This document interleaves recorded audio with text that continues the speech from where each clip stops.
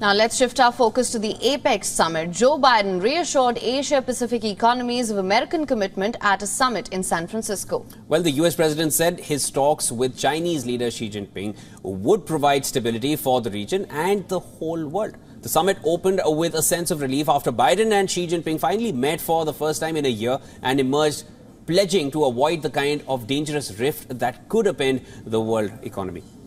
Now they agreed to restore military-to-military links. Xi promised to crack down on production of the ingredients in China for the drug fentanyl flooding into the United States.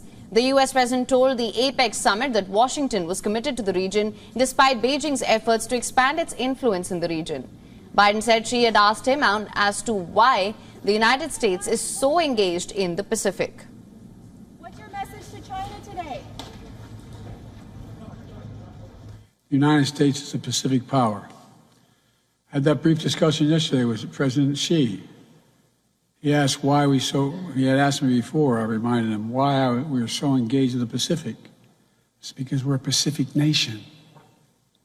And because of us, there's been peace and security in the region, allowing you to grow.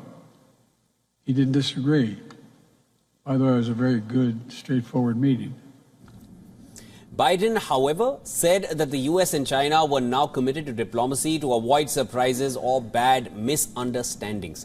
Remember, the United States and China have one of the world's most important and complex bilateral relationships. Since 1949, the countries have experienced periods of both tension and cooperation over issues including Taiwan, South China Sea and climate change.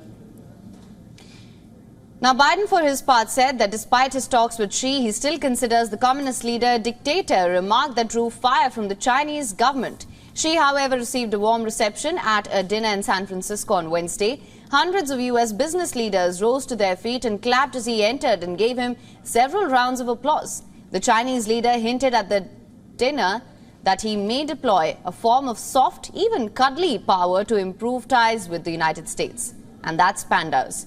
The US will soon be without any of the popular big bears after their 3 were sent back from Washington this year.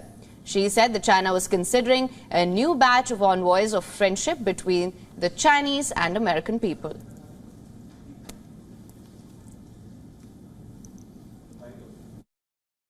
我听说很多美国民众，特别是孩子们，依依不舍，专门到动物园去送行。我还了解到，圣达哥动物园和加州人民热切期盼大熊猫能重返加州。大熊猫是中美人民的友谊使者，我们愿意继续同美国开展大熊猫保护合作，努力满足加州人民的愿望，增进两国人民的。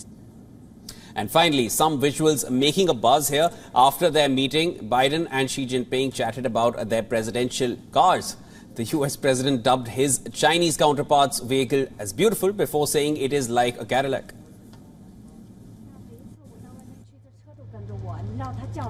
They call it the beast. Thank you. See you tomorrow. Thank you.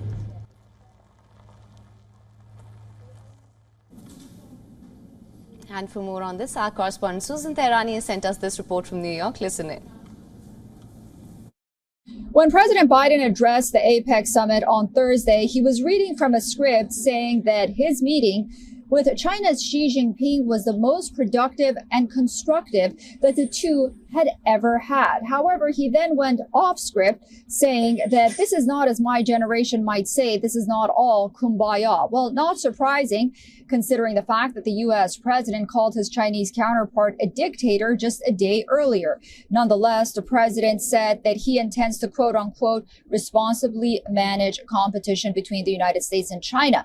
President Biden received applause from those in attendance when he said that the U.S. and China have decided to resume military-to-military talks. The audience also applauded the U.S. president when he said that the stable relationship between the two largest economies is good for the entire world. Susan Tehrani reporting from New York for WION World is One.